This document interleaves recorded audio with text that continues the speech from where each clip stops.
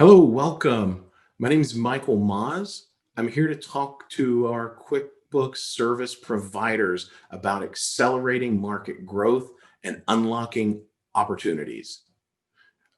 I'd like to invite on my colleague, Julie Burse. Julie, how are you? I'm great, Michael. Thank you very much. Team, I'm so excited to be here. My name is Julie Burse, and I'm a sales enablement specialist in Tucson, Arizona. Awesome. Julie's also a Challenger certified facilitator, and I myself am a sales performance specialist for Intuit's corporate sales motion. So, this will be our agenda today. And Julie will discuss a few facts that she's learned about the modern buyer, the modern consumer, and the factors that they have actually shared through surveys that drive their loyalty. And we'll also try to help you understand what that means in relation to the 5 types of sellers that exist. And then let you know a little more about the types of conversations that they are having that are most successful and how you too can add value to the customers that you serve and drive loyalty. And then I'll come back to at the end and discuss with you the how and why you can leverage constructive tension in your conversations with your customers today. And with that, Julie, the floor is yours. Wonderful. Thank you, Michael. Well, I'd like to first start with the question, how has your customers' world changed in the last few years? What are some themes that came up in your conversation with your customers or your clients? As I look back at my career, there's one thing that I've seen again and again. And there are many times where we continue to see that the world of sales is always changing and the consumer buying habits are changing. Based on the statistic that you see here on the screen, customers are between 57% and 70% through the buying process before they even engage with the salesperson. So what does that mean? Well, it means that we as consumers are doing a lot more research on our own before engaging with someone. There's so much information coming at different times. Customers are involving their partners. Customers are looking online, reading research, trying to identify solutions that are going to solve their particular business need. And as they've done this research or have had conversations with other individuals, it doesn't necessarily mean that what they are looking at is actually correct. So why is it that a customer will actually engage with the salesperson this far along in their buying journey? Well, in our session today, we're going to spend a lot of time to help you understand what customers are looking for when they do engage with the salesperson. And how do your customers identify loyalty? Here are some additional statistics that kind of show a little bit about how a customer actually sees these areas when it comes to loyalty. As you can see here in the research, loyalty ultimately was identified that the customer would see that with the sales experience the most. That was most important to the customer in moving forward with whatever solution that they've determined. And in this research, the loyalty was defined as the customer's intent to repurchase, as well as what is willingness to recommend and openness to new offers. In today's complexity of the world and the approaches that are taken by customers to look for a solution, and as we interact with our customers, there definitely is a difference. But if you were to ask your customers why they value you, what would they say? Are you bringing them new insights? Are you bringing them a different way to think about their business.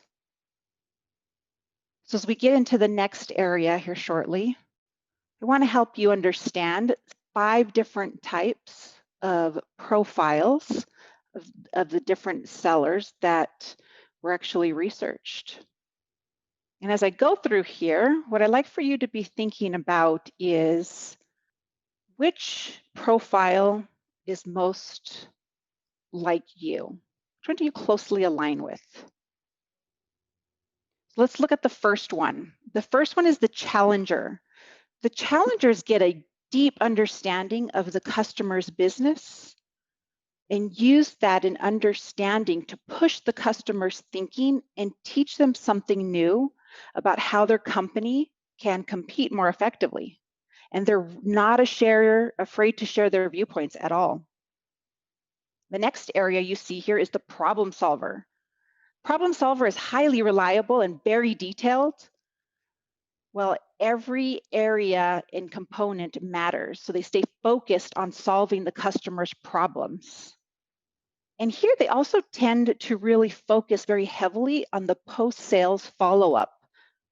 This one is kind of referred to and described as a customer service rep in a sales rep outfit. But this individual definitely brings some new insights to their clients as well. The next one is the lone wolf. This one can look familiar to anyone who's in sales. This individual is deeply confident, and in a lot of ways, a lone wolf is considered to be the prima donnas. Their thought process of how they do things, it's either their way or not at all. The next one is that hard worker. They stay up late, they show up early, they put in the extra effort, and they're self-motivated to really get things done. Hard worker really believes that they keep working and they keep trying and they do things right, inevitably, they're gonna get those results. And the last one is the relationship builder. As the name states, the relationship builder is all about building and nurturing strong personal and professional relationships. Not only does a relationship builder approach in a very confident, calm way to make sure that they're open and that their clients or customers see them as someone they can trust, but they also really make sure that they work hard to ensure that every need of the customer is met. So which one of these profiles do you most align with? What's very interesting is that we identified that in today's world, the customer is looking for that challenger to bring them new insights. In the traditional world, where customers were not so far along in their buying journey, they were looking for that relationship builder. But now, that relationship builder is not exactly what that customer is looking for. They're looking for someone to take their business to the next level. Now, it's not to say that the customer's relationship is not as important, right? But ultimately, if we just focus on the relationship piece, in this environment where customers are actually looking for someone to take them to the next level in the business, the relationship builder is not going to be able to do that. But interestingly, as we looked at those 5 profiles, I want to kind of share with you this second part here in the finding that is really pretty surprising. As we take the 5 profiles and we compare them to the actual sales performance, we find something very dramatic. Look at the distribution of the different performers across the same profiles. What do you notice here? There's clearly a dominant way to be the star, and that by far is the challenger. That challenger profile is far more likely to be a high performer in today's environment than any of the other profiles that we show here. So what truly sets that challenger apart from the other profilers? We're going to talk about that here next. We will see that there are 4 elements that challengers use and really excel in when they're having interactions with their customers. The first one here is creating constructive tension. Now, the constructive tension is the foundation of all of these elements. Without constructive tension consistently, you lose how to be a challenger and being effective. So you must have all four of these elements to be successful in interacting with your clients. The next area is teach for differentiation. This is where you will bring new insights to the customer in a way that is not only rational, but also has an emotional element in a way that helps them see that they really do need to make a difference or a different change in how they're operating their business. The next area here, which is tailoring for resonance. At this point, you are truly spending more time to understand your client. You're customizing your message, your conversation, as well as the insights that you're bringing to your client based on their priorities and their goals of their business. And then the last area here is take control. We mentioned that the customer is 57% through the buying journey. Taking control helps you with taking that customer through the remainder of their buying journey to ultimately get them to an area where they have a solution to solve for their particular need. Now, although we don't have time to cover all of these areas, we're going to focus on one particular area here, and that's creating constructive tension. As you can see here, we've got a constructive tension meter that we're going to actually get into a little bit more of, but our focus is going to be around how do we create constructive tension in a way that has the customer think differently and take an action. So where do you fall under constructive tension? We're going to actually have, sharing with you here a way that you can kind of self-reflect and identify where you are at when it comes to constructive tensions. What I'd like for you to do is just take a few minutes here to read the statements that are listed and just document true or false based on how you believe that you are interacting with your clients. Now, don't take a long time and think through it. Just go with your gut reaction. We'll give you about 1.5 to 2 minutes to answer these statements, and then we will talk through the next steps.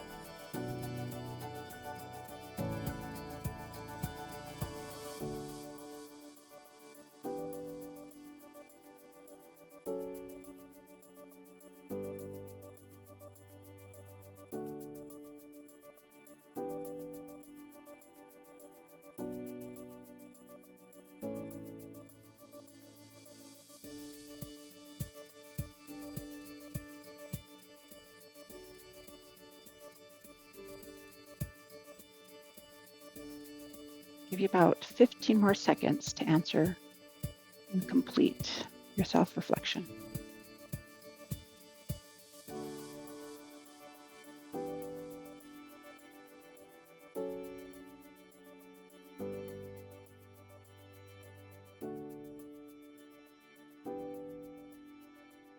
Okay, so how did you do? Well, let's look at the results and let's talk through how you can actually score and identify where you actually fall within the results here. So let's go through and score them. If you answered false for the numbers 2, 6, and 10, I want you to circle that question number. And if you answer true for the other numbers, circle that question number as well.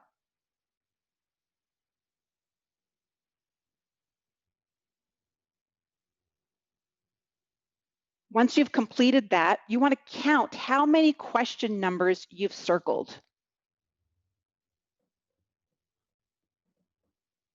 That is going to be your customer constructive tension quotient.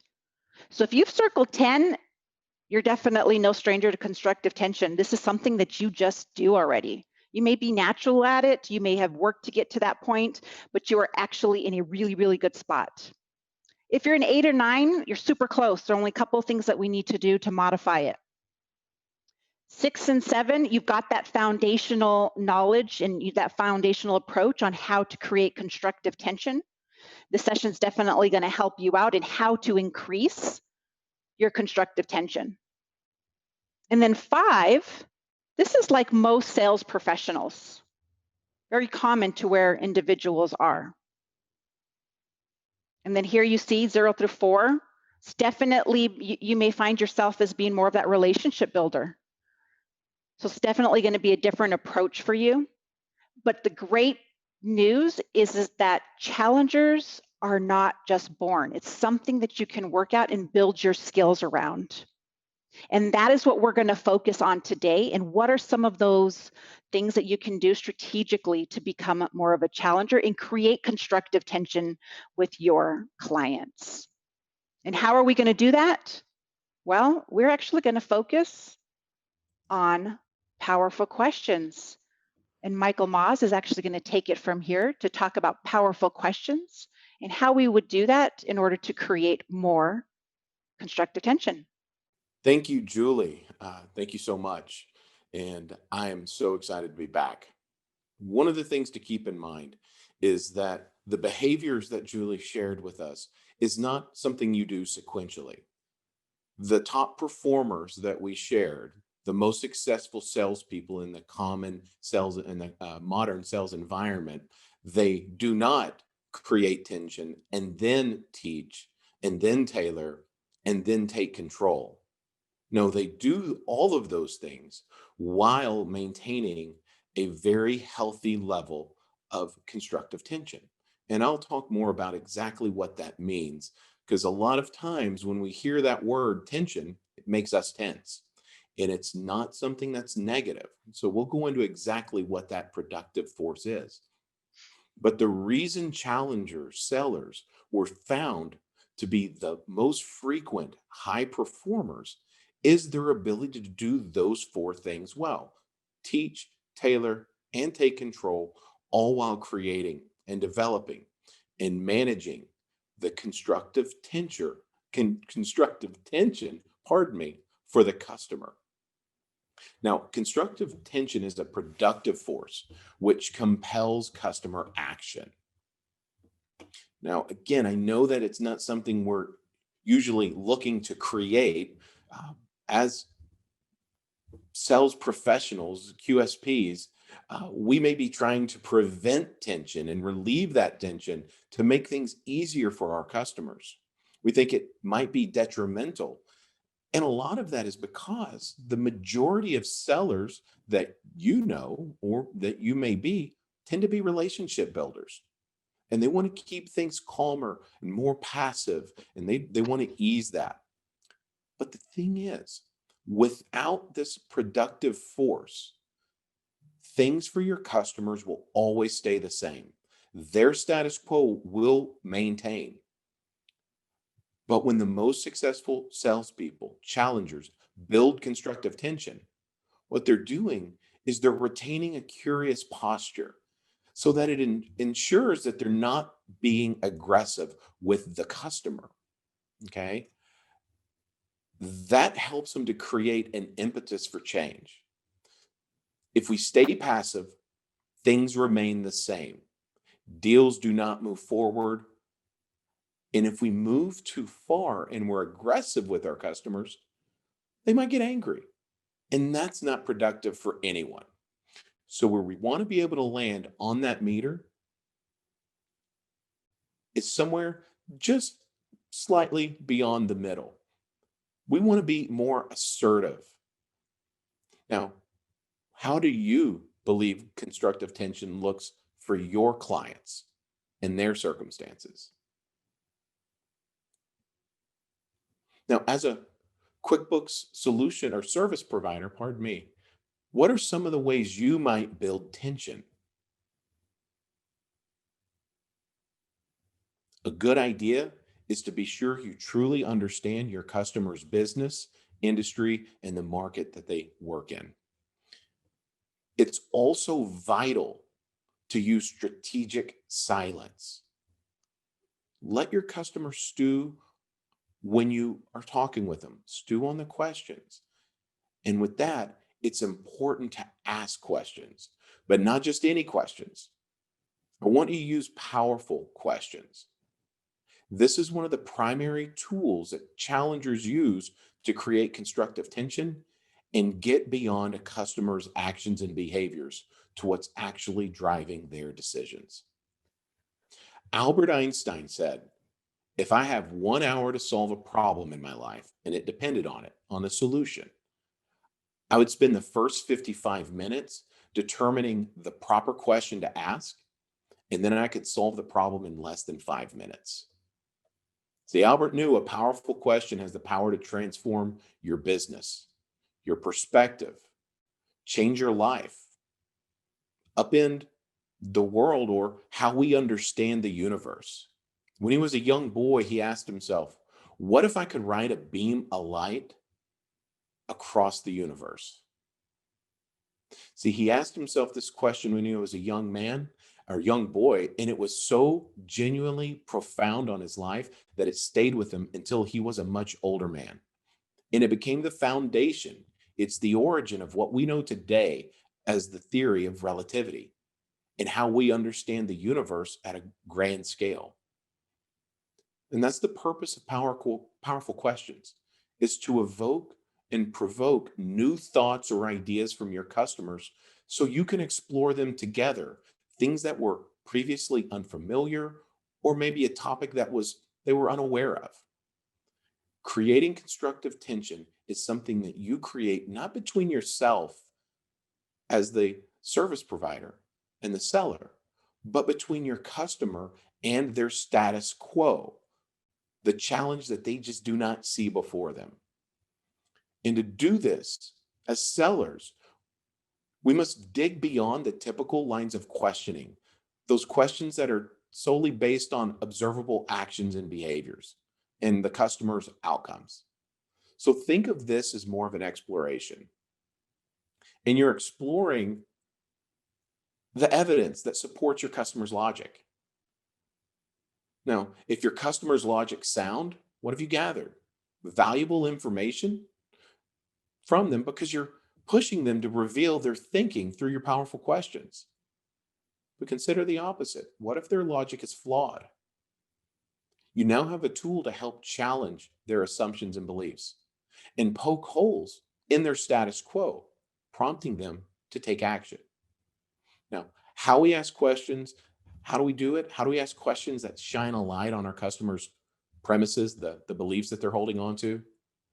You know, the kind of revelation that provokes thought, compels action, and ensures that we're getting to our clients' understanding about how they may be at risk or exposed. You start by being curious about the customer's behaviors.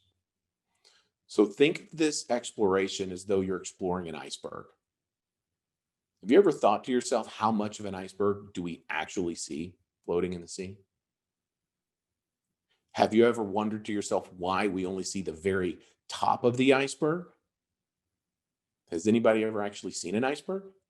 That might be the right question to ask. But there's something curious when you actually do the research or you look into it. Fresh water, when it gets really cold and freezes, instead of contracting like other substances do, it actually expands. And it expands by roughly 9%, almost 10%, which is exactly how much of the iceberg is exposed above water. So that means there's more than 90% of that iceberg left unexplored. And most relationship builders, that type of seller, and most sellers other than challengers, when it comes to your customer's iceberg, they're only focused on actions and behaviors. They're spending almost 100% of their time focusing on the things that are observable, that they should know before going in. So in those traditional conversations, we're only talking about a small percentage of the customer's decision making. We're focused on just the actions and behaviors. Spending time solely on the things we can observe doesn't really help the customer understand how they're making decisions or prompt them to move forward or think differently. We never realize that just below the surface is an entire iceberg of information. Specifically, what it gets us is a deeper understanding of the driving factors leading to the observable behaviors. When you create constructive tension and you ask powerful questions, the things that would compel a customer to move forward in their buying journey, you've got to go deeper than the surface. So customers' decisions are not made up simply of actions and behaviors. Those are results. Those are outcomes from a customer's beliefs, assumptions, and the experiences that they've accumulated over a lifetime, over a career, in fact. These areas need deeper exploration, and you can pull from those areas of insight, which give you the potential to understand your customer more fully and compel change. Challengers know that if you want to be able to change someone's mind, you need to be able to change their fundamental beliefs, the way they see the world, and the assumptions they make based off of past experience. Trust and rapport, those are vital, but those are not going to help you accomplish what you're hoping to accomplish with your customer. You can't do that by simply agreeing with customers all the time or hoping that they agree with you right off the bat. Now, you earn trust over time, right? And as you earn that trust, you need to put it to use. When you ask questions that build tension, you actually even earn more trust when you're able to demonstrate that you're not just a sounding board or an echo box or a yes person for the customer. When you have their best interest in mind, they will trust you even more. And when you have someone's best interest in mind, it is your responsibility that if you know a better way exists, you've got to be able to lead them to it. You got to show them. It's the job that you have. It's likely what you've been hired to do within your company and with your relationships. It's up to you to inspire your customers to consider new information. Now, many of us value having the right answers and considering, consider what becomes possible, right? We love that. But if we shift our focus to always being curious and asking questions that expand understanding, we can get so much more. And powerful questions here, what are they? Well, those are questions. I have the criteria up there as what those really are and what's their purpose. But truthfully, let's just go a little deeper. They're positive questions by nature. And what you're doing is empowering the other person responding to choose the direction that they're taking. You're creating possibilities for your customer and encouraging them to explore and discover deeper understanding. And what you're gaining is that insight, that information and analysis that will help you understand the way they view the world and make business decisions. But you always need to come across as curious. That's why you don't come across as aggressive, and challengers don't come across as aggressive because their questions are curious and non-judgmental. And what they're doing is they're really just seeking to further the learning and create a deeper connection. Now, there's a number of different ways, infinite, in fact, of ways you can create powerful questions. You just need to remember to be curious. Now, some of the things that you want to focus on when you're asking these questions is to be sure you're uncovering the customer's beliefs and assumptions. So beyond the iceberg preparation, that image we just saw, what might they possibly, what can we do to actually surface those assumptions, right? How do we get them to understand when they might be overexposed? I have an amazing idea, and there's no way you probably ever thought of this before. But what challengers do is they ask open questions. But it's not just the open questions you're thinking of. These are the ones focused on the beliefs, the assumptions, and the experiences of the customer. Now, we often think when we're asking open questions that there's 6 words. That's true. But I'm going to let you know that not all of those are created equal, and not all of those lead to powerful questions. The 6 words when we're asking open questions that typically come to mind are what, how, when, who, where, and why. Now, one of these I encourage you to use carefully. Do you know which one? The only one that I would encourage you to be careful when you use as you're creating powerful questions is why. Now, you may ask yourself, why should I use why carefully? It's because sometimes the why question, it can come off as kind of judgmental, or it may sound as though you're assigning blame, which can result in defensiveness from your customer. And it doesn't mean you shouldn't use why, because it's a great question. Sometimes we just need to ask.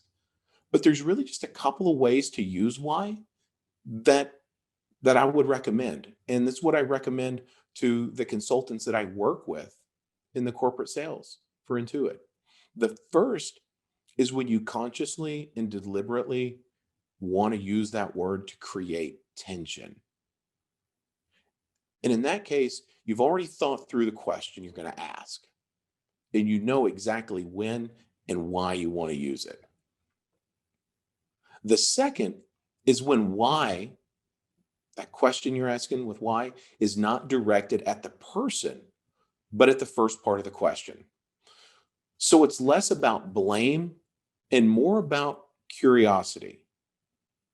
For example, what are the 3 biggest changes you would make in implementing your current process if you had the unlimited time and budget? And why did those 3 matter at all? Using why can help you get to the root cause, but just be careful. Now, 3 of these words can lead to questions that get really quick to narrowing. And sometimes you get 2 or 3 word answers. Do you know which ones those are? Who? John. Where? Los Angeles. When? Yesterday. So just because we use those words does not mean that it's an open or even particularly powerful. The remaining 2 words, how and what, those more naturally lead to wider discussions. Now, all of these at some level or another will drive impact, but it's about the level that you're asking to help you determine, is the question going to be powerful? Are you focusing on the behaviors and the actions, or are you trying to get deeper on that iceberg? So as you're building your powerful questions, you may sometimes come up with your own questions and you might think, you know what? These really aren't that strong. And you might need to push harder, especially as you're starting and you're on your beginning phases of really trying to create constructive tension. Now, if that happens, here are a couple of tactics that I share with the sales consultants that I support that you may also find helpful. Now, you can ask a question that's caused your customer now to take a side. It's like you're forcing them into this perspective of another. And that might be a question like, if I were to talk to your CFO or someone on your team, what would their view on this be and why? You see how I used why there? I used it for the first part of the question. It was very purposeful in how I used that. But I've also, with that question, why do you think, what do you think the purpose is in asking a question like that? Because when you ask people to put themselves in another person's shoes, you're usually going to get a more well rounded answer. In addition to that, it forces more thinking and forces them to think outside of the box. So it's harder for them to respond. So there's not the same amount of time, for your follow up questions, right? So that's where using silence strategically becomes the challenger's best friend. When you ask a powerful question and your customer can't really answer it right away, that's fine. Let the tension build. They'll come up with the right answer. But what you end up getting on the other side of that silence is a more honest insight into the customer's true assumptions and beliefs. And those are probably things they may not have told you had you just asked them directly. Now, another tip that I share with sales consultants to is to get your customer to respond to a question where the reason is, are they basing their answer on facts and data or on their opinions? So in a situation like that, you might say something like, it's very interesting that you say that about your customer experience. So if I were to dig into your data somewhere, what would show up in your reporting and what might I find? The purpose in asking a question like this is really, since it's easy for people to make statements as facts. And my wife tells me I do that all the time, or to use their experiences at the end of the discussion, right? They're using that experience to say, okay, this is final. This is what I've seen. It can make it difficult for you as a seller to deal with, right? However, if you're curiously seeking to understand where that is actually proven, you can often determine if it's just a belief, maybe it's an experience, or maybe it's actually grounded in hard data. And further, an additional example of this, you can ask your customer, what are the top three drivers influencing your satisfaction with your current process and setup? And when did you last benchmark its effectiveness? Now, if a customer gives you a really deep evidence backed answer, well, that's probably going to be a bit harder for that customer to shift from their current setup without you providing some really strong insight into why. But now you know their mindset and you know why they believe what they believe. And building on the last point, right? You can always ask a customer a question that sounds extremely open ended, but actually has boundaries. And this is a trick because in many ways we do want to ask open-ended questions, but not the ones that allow customers to go down rabbit holes with their answers. So asking questions that appear open but are not, and they're in fact bounded, can be a great trick. Now, Google says that creativity needs to be constrained. And similarly, you want to manage the flow of your questioning strategy when you're talking with your customers. So if we ask what criteria were used as you investigated this business issue, I'm going to lose that question pretty fast and in a way that might be awkward for me to pull them back in. But if we ask, what are the top three criteria that you investigated and why did those matter? Well, it's both a much tougher question. And again, I'm using why there not to accuse or to critique, but to actually get to the root of the meat of that question. It ends up being more thought provoking. And after your customer sits there and you sit there silently with them for a few moments, you're going to come back and usually get a lot better learning. And additionally, if your customers tend to drift when answering, or their thoughts tend to ramble, you can use a question like that when asked that way to be able to reel them back in. Like, oh, that's really interesting, but was that really one of the top three? And last, when you're asking your questions, there's broadly just really two main purposes for the questions you're asking. The first is you're trying to uncover which of the many assumptions, beliefs your customer actually has, and finding the ones that matter. So, what you're doing in a way is qualifying or narrowing your customer's beliefs. And the second purpose of the questions are the questions about tackling the challenges in their thinking on the specific and the identified assumptions and beliefs that you know they have. So, constructive tension is the thread that ties the four elements of a challenger seller in the conversations together.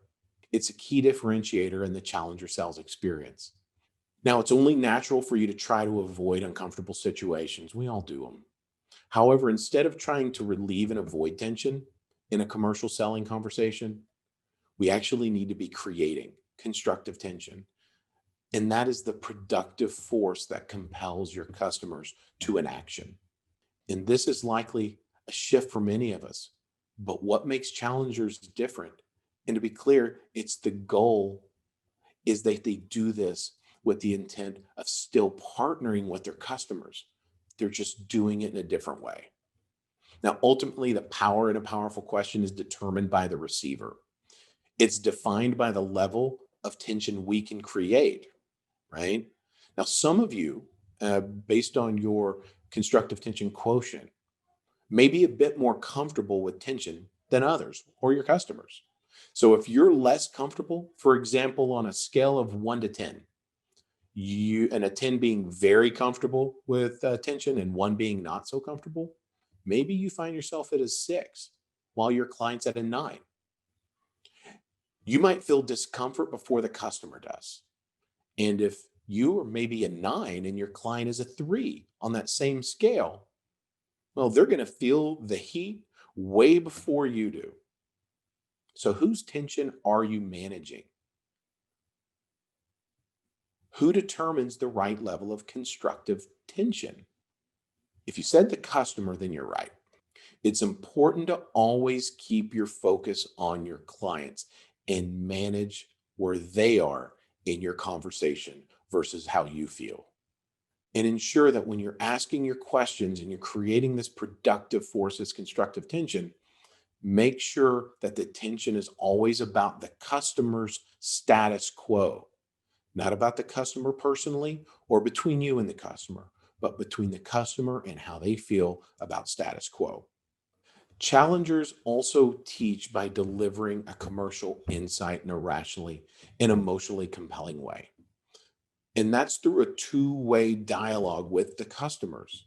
They're using insights, not facts, to help provide their customers that unique and valuable perspective on their business, their industry, and their market. This also helps to create constructive tension by framing things in a way that the customer hasn't seen before, or doesn't fully understand.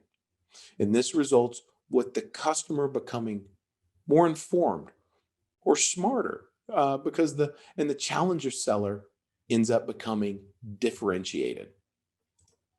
Now, this is all done while tailoring the message in the questions that you're asking, even the powerful ones, based on the customer's business, their role, and their individual attributes. What do you know about them? It's important to know your customer well. Challengers ensure that their insights and messages are personal to each customer, which helps to create constructive tension. It feels very real and relevant.